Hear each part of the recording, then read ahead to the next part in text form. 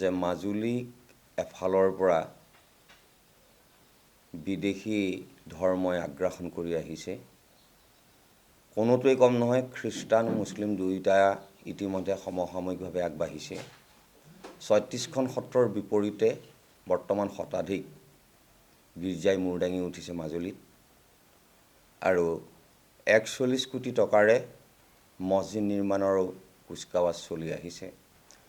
গতিকে আমাৰ আজি মূল উদ্দেশ্য হ'ল যে আপোনালোকৰ মাধ্যমেদি আমি মাজুলীৰ জনগণক জাগৰণ কৰা, লগতে অসমৰ ধৰ্মৰ কীৰ্তিস্বৰূপে মাজুলীক ৰক্ষণাবেক্ষণ দিয়াৰ দায়িত্ব সমগ্ৰ অসমৰ লগতে ভাৰতবৰ্ষৰ আছে।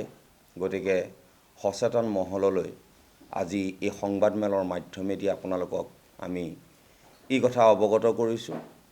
লগতে আমাৰ যিসকল ধৰ্মাধিকাৰ আছে তেখেতসকলেও ইয়াত উদ্যোগ গ্ৰহণ কৰিব লাগিব, যিহেতু তেখেতসকলৰ শিষ্য প্ৰশিষ্য আদিয়ে মাজুলী ভৰপূৰ হৈ আছে। মাজুলী শংকৰদেৱ মাধৱদেৱৰ মিলন ক্ষেত্ৰ, ইয়াত সত্ৰ সংস্কৃতি এক উল্লেখনীয় দৃষ্টান্তমূলক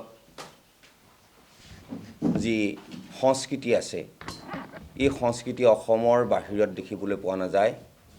এই ধৰ্মান্তৰণকৰণ, এই ধুৰন্ধৰ খ্ৰীষ্টানসকলে, এওঁলোক আমি ধৰ্ম জেহাদী বুলি কওঁ, এওঁলোক উঁইপোকৰ দৰে এওঁলোকে ক্ৰমান্বয়ে লোভ আৰু প্ৰবঞ্চনাৰ জৰিয়তে আমাৰ এই ভাই ভনী জনজাতীয় লোকসকলক লোভাতুৰ কৰাই এওঁলোকে ধৰ্মান্তৰণ কৰিছে।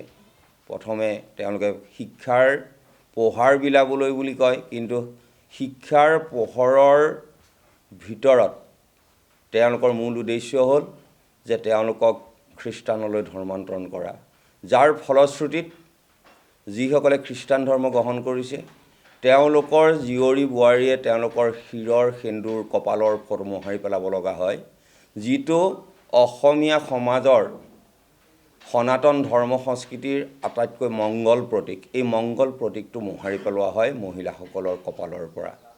তেওঁলোকৰ প্ৰথমতে তেওঁলোকৰ নাম উপাধি চেঞ্জ কৰিবলৈ লৈছিলে, কিন্তু বৰ্তমান তেওঁলোকে এটা কৌশল অৱলম্বন কৰিছে যে তেওঁলোকৰ উপাধি আৰু নাম চেঞ্জ নকৰাকৈ তেওঁলোকে ধৰ্মান্তৰণত বলি হ'বলৈ বাধ্য কৰাইছে। আৰু তাত মদ মাংসৰ বেহাৰ সিঁচৰিত হৈ পৰিছে। গতিকে আপোনালোকে কালি খ্ৰীষ্টমাছত নিশ্চয় আপোনালোকে তাত উপস্থিত আছে, আপোনালোকে নিশ্চয় সেই কথা লক্ষ্য কৰিছে।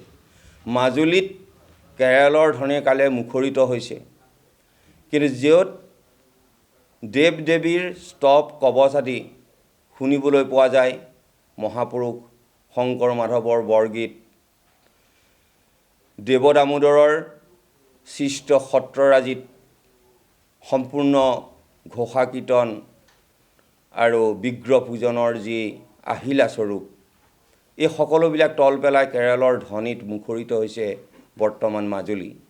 গতিকে এই যি পাশ্চাত্য শিক্ষা তেওঁলোকে গ্ৰহণ কৰিছে, ইয়াৰ ফলত আমাৰ সংস্কৃতি অৱনমিত হৈছে। যিহেতু এই সংস্কৃতি যেতিয়াৰ পৰা অসমত পোহাৰ মেলিলে তেতিয়াৰ পৰা আমি দেখা গ'লোঁ যে আমাৰ বৃদ্ধাশ্ৰমৰ সংখ্যা বাঢ়ি গ'ল। আমাৰ সনাতন ধৰ্ম সংস্কৃতিয়ে কৈছে যে পিতৃ মাতৃক সেৱা কৰা, শুশ্ৰূষা কৰা। বৃদ্ধ পিতৃ মাতৃসকলক এতিয়া লাহে লাহে সেই পাশ্চাত্য সংস্কৃতিৰ শিক্ষাৰ মাধ্যমত অহা নতুন পুৰুষ নতুন নাৰীয়ে বৃদ্ধাশ্ৰমৰ ব্যৱস্থা কৰি পিতৃ মাতৃক অৱহেলা কৰা আমি দেখিবলৈ পাইছোঁ। গতিকে আমি আপোনালোকৰ মাধ্যমেদি মাজুলীত বিশেষকৈ খ্ৰীষ্টানীতি আগ্ৰাসন ৰোধ কৰাৰ উদ্দেশ্য লৈ মাজুলীবাসীক আমি ওলাই আহিবলৈ কৈছোঁ। এইকাৰণে ওলাই আহিবলৈ কোৱা হৈছে যে যেতিয়া গণজাগৰণ হ'ব, ইয়াত চৰকাৰ বা প্ৰশাসনে আমাক কোনেও বাধা দিব নোৱাৰে। চৰকাৰ আৰু প্ৰশাসনে আমাক সুৰক্ষা প্ৰদানো কৰিব নোৱাৰে। তেওঁলোকে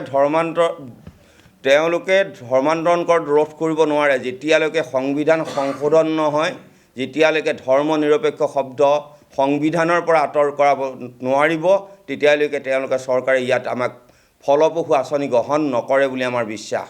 গতিকে আজি গণজাগৰণৰ মাধ্যমেদি খ্ৰীষ্টান আৰু মুছলিমক মাজুলীৰ পৰা বাহিৰ কৰি দিয়াটো আমি চিন্তা কৰা হৈছে, যিহেতু আজি প্ৰায় 25-30 বছৰৰ আগত তেনেকুৱা ঘটনা ঘটিছিল। মুছলমানসকলে যেতিয়া ইয়াত গীৰ্জা মছজিদ পাতিবলৈ লৈছিলে, তেতিয়া আঁঠু গঢ়াই তেওঁলোকক আঁতৰ কৰোৱা হৈছিলে।